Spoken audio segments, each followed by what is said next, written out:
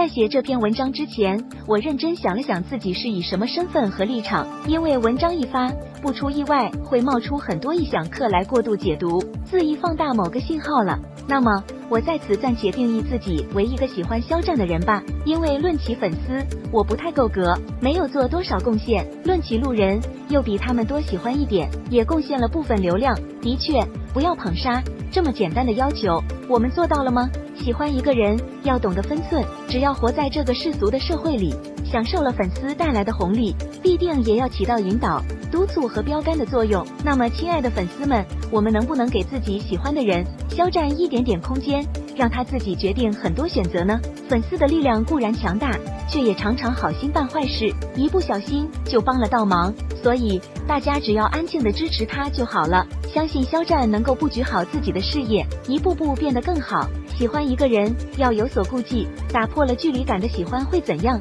所有的消息只信官宣，面对所有相关新闻保持清醒冷静，不要过度敏感和刻意上升热度，不偏不倚，有自己的认知。当然，人是情感的动物，难免会无法克制，但是尽量不要升级矛盾，给喜欢的人带来不必要的麻烦，不是吗？是啊，肖战本是一个低调、内敛、沉稳、有素养的人，他虽然温和谦逊，内心却极有主见，也非常坚定自己的意愿在前行。那么作为粉丝的我们还有什么可担心的呢？只要换位思考，就能理解很多时候为什么肖战选择不发声，用最冷的方式进行处理，那也是他的善良和豁达所致，那也是他的格局所在。喜欢这样一个大格局的人，是粉丝的幸福，那些乌七八糟的小碎石就不必在意了，他丝毫不能影响肖战的前行之路。最后，喜欢一个人，记得不要捧杀他。从今往后，我们也都做一个人间清醒的粉丝，或喜欢肖战的人，